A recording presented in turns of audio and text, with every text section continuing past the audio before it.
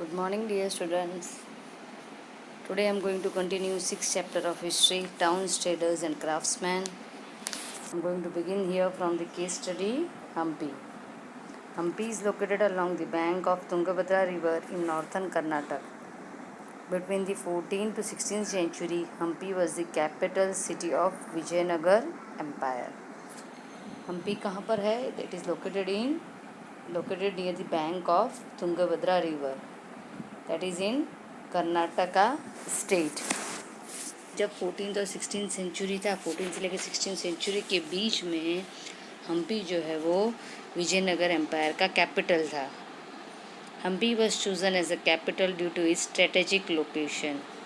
It was flanked by Tungabhadra river on one side and surrounded by cliffs on the other three sides.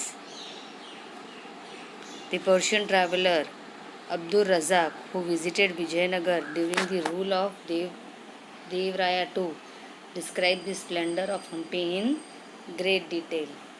भी हम्पी को वहाँ कर्नाटका का capital क्यों चुना गया था? क्योंकि वो तुंगभद्रा रिवर के किनारे पर बसा था. तो एक तरफ रिवर था उसके लिए उसके वहाँ उसके लोकेशन में.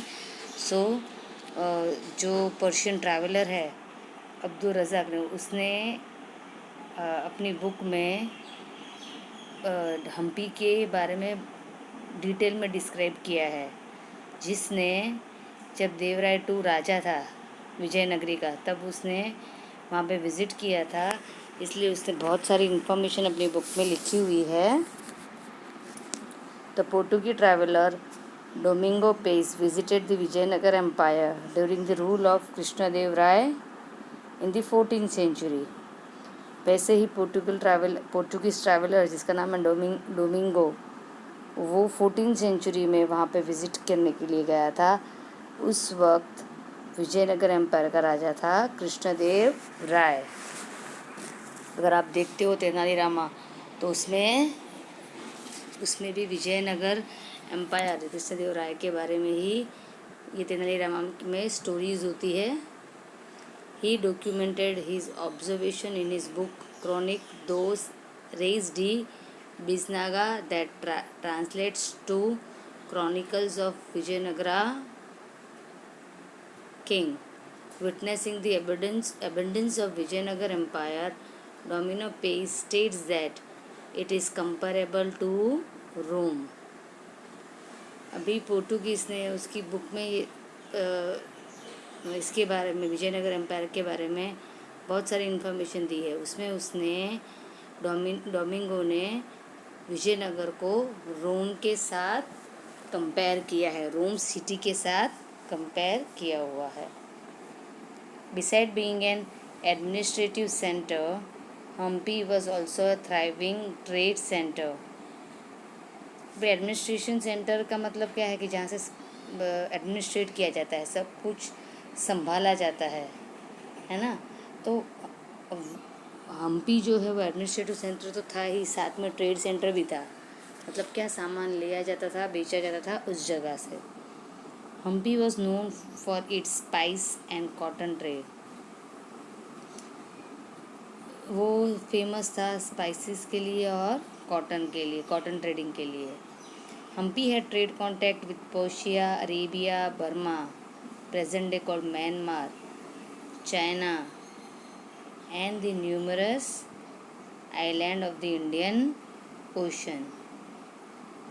हम्पी जो है उसके ट्रेड कॉन्टेक्ट्स इतने सारे जगह से साथ थे, जैसे कि पर्शिया है, अरेबिया है, चाइना है, और Indian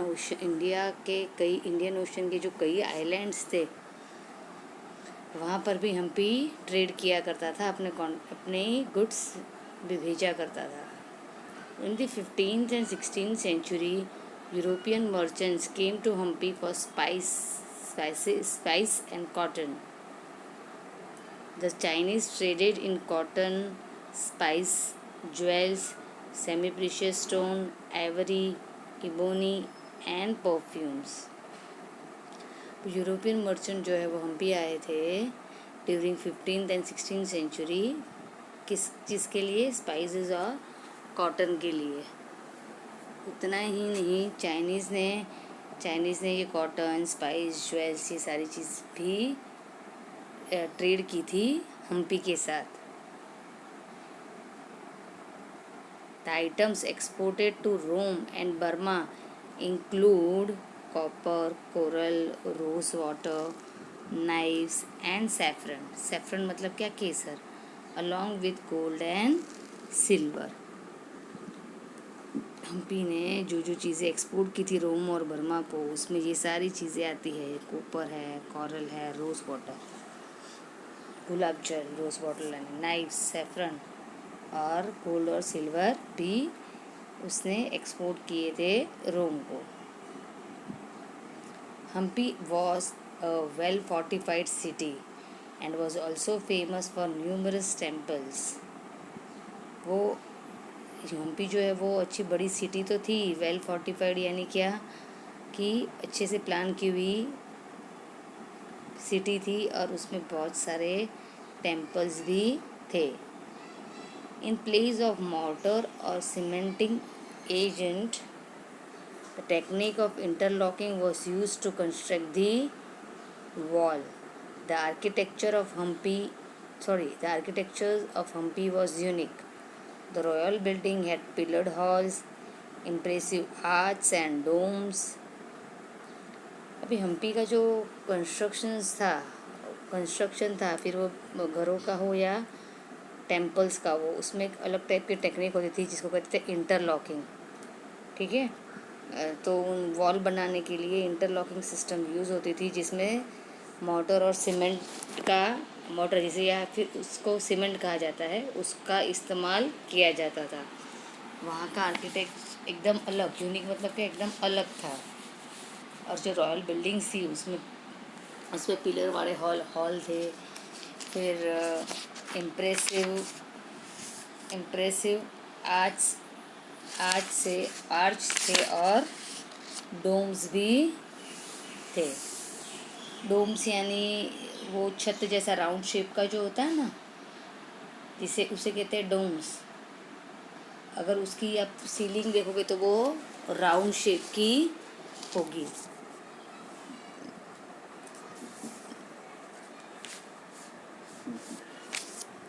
Hampi was also famous for its beautiful temples, thus making it a temple town. Hampi जो है और एक चीज़ के लिए फेमस था कि वहाँ पर बहुत सारे सुंदर सुंदर टेम्पल थे, इसलिए उसको टेम्पल टाउन भी कहा जाता था.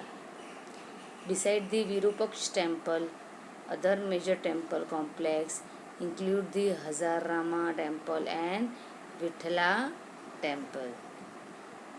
तो ये 3 फेमस टेम्पल है वहाँ के, विरूपाक्षा टेम्पल, हजारा रामा टेम्पल और विट्ठला टेम्पल. अगर आप यहाँ पे पिक्चर जो है वहाँ देखोगे तो आपको विरूपाक्ष टेम्पल इन हम्पी की पिक्चर दी गई है, which has been designed as world heritage site by UNESCO.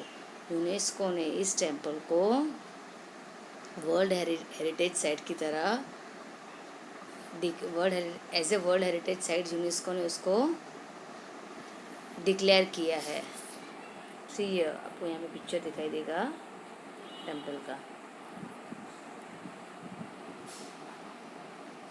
Temples played a vital role in the cultural life of Hampi. Among the most popular festival celebrated at Hampi was Mahanavami festival, known today as Navratri in the south.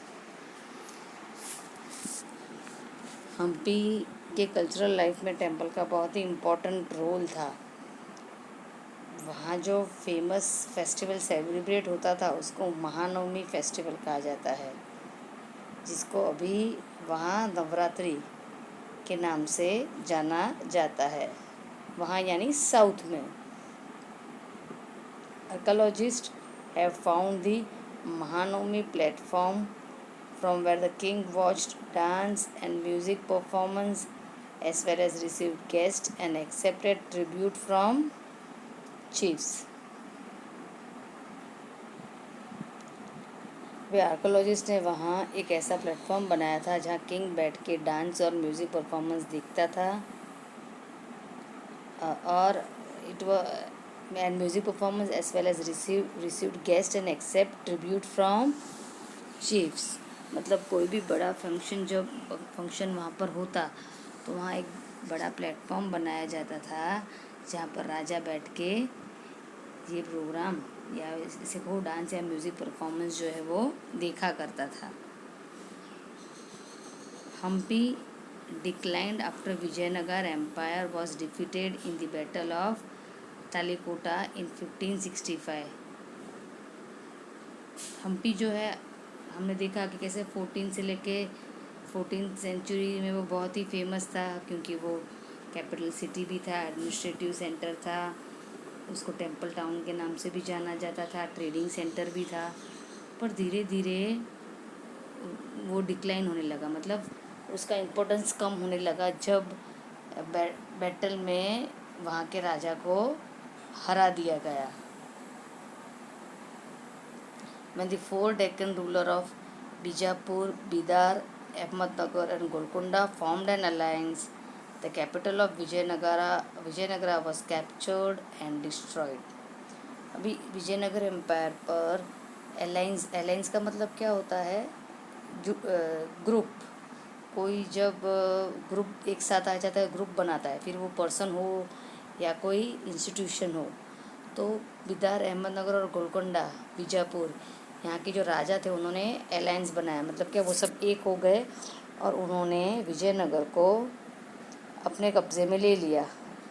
वहाँ के राजा से युद्ध करके उस जगह को अपने कब्ज़े में ले लिया. तो इस तरह ये विजयनगर का जो कैपिटल हम्पी था वो इन राजाओं के हाथ में चला गया और फिर धीरे धीरे वो डिस्ट्रॉय हो गया.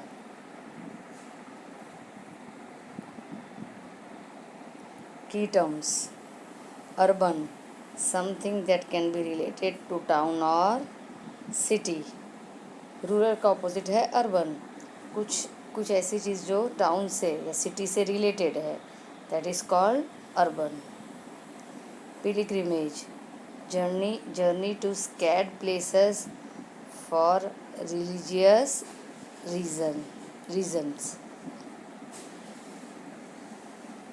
धर्म के लिए रिलीजियस रीजन पे जाना यानी यात्रा करना यानी पिलग्रिमेज.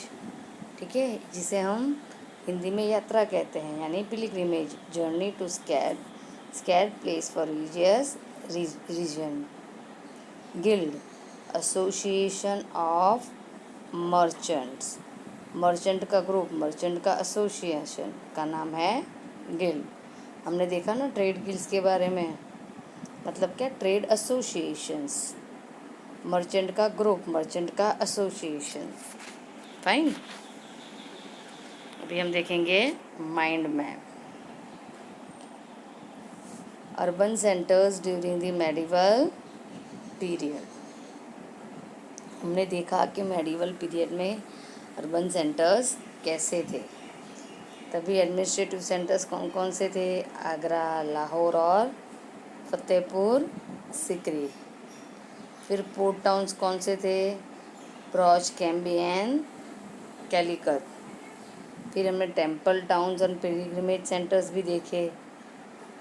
मैंने आपको सब डिटेल में एक्सप्लेन किया है कि क्यों उसको एडमिनिस्ट्रेटिव सेंटर, क्या, क्योंकि वहाँ से सब पूरे कंट्री को एडमिनिस्ट्रेट किया जाता था.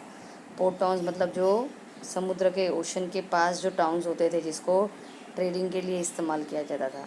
टेम्पल टाउन्स और पिलग्रिमेज सेंटर यानी क्या, जहाँ मंदिर होते थे, जहाँ यात्रा करने के लिए लोग जाते थे.